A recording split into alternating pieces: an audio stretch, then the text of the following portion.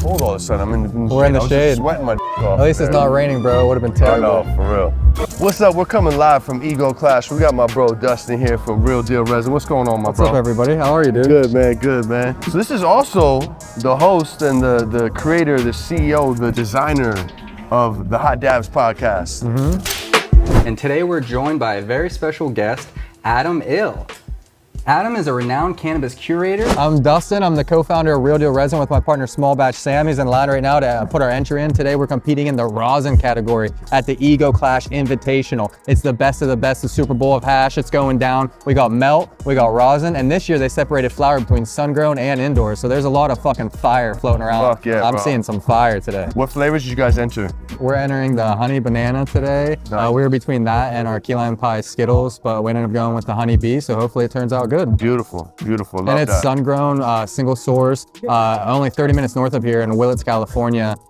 Small Batch Sam, only like 2 sets of hands have ever touched it. So from patch to press, baby, we did it all. Love that, bro. Love that, man. So, yo, real quick, when did you start consuming cannabis, bro?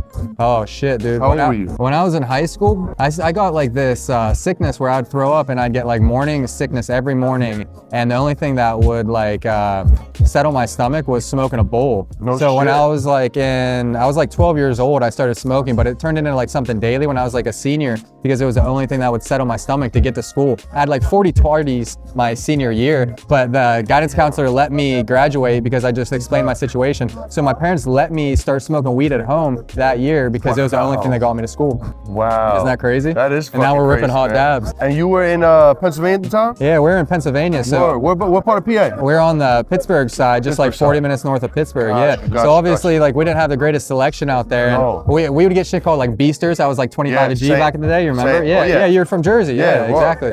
And then like any homegrown was the best choice. Like anything that was grown by like somebody's parents or some shit. Yep. And it was a fluffy weed, and we used to call it scissor weed because it was good enough that you break it up with scissors, or you didn't even want to put it in a grinder. You know? Yeah. Yep. You know yep. exactly what I'm talking about. I know exactly And you called it what you're good talking pizza, but we just called it like homegrown or kind bud. Yeah, kind bud. That was the word for good weed out in the East Coast. It was just kind bud. There was no names. There was no brands. It was just kind bud. Before strains, it was just Yeah. either flame or it wasn't. So you would call it kind bud, or it was like the brickweed, Yeah, or brick, or Ari. You guys like just get Youngstown Arizona? Brown. Youngstown Brown. From Youngstown, Ohio, we'd Yeah. get the brickweed, hella cheap, like $100 ounces, just Yeah. for the cheap. There's always been the consumer that wants the cheapest Oh, shit, yeah. and then there's the consumer that wanted that good homegrown shit. Yeah, we called it Dirty Diana.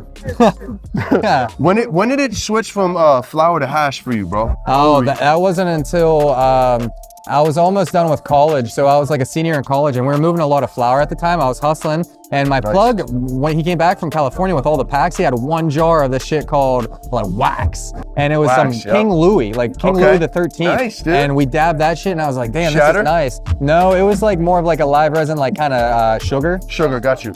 And then when I really got hooked, my homie, my partner Sam, knew this dude that brought a mothership through our college. And like, I was always the flower plug and my partner Sam was the hash plug. Nice. But once we started smoking out of like nicer glass, we really got hooked. And then the tolerancy shot through the roof, and we didn't Yeah. want to smoke flower anymore because there was more combustion on our lungs. Yeah. So we felt like we were getting away better dabbing, but at the time it was all crazy shit. We Yeah, like bro. trim run, black Ooh. shit, fucking like one of my homies found his just shatter, and she thought it was black tar heroin because the shit was just black, like Jesus. wax back Yeah, I in the day, remember that, you know? bro. I remember that. So it's been a long journey from there finding hash. Like the first time I tried good hash was with like Auti, and I got to try some Pua extracts from Harrison Hash Engineers, and it changed my life. The first time I had really good full melt, and Skittles from Third Gen himself. That's why we created our company, was shit. because I was going to the dispensary in right here in Ukiah and buying so much of Brandon's Skittles that I was spending more on Skittles than my rent out here. And I was like, Sam, we need to start creating this shit because we're spending a lot on smoke.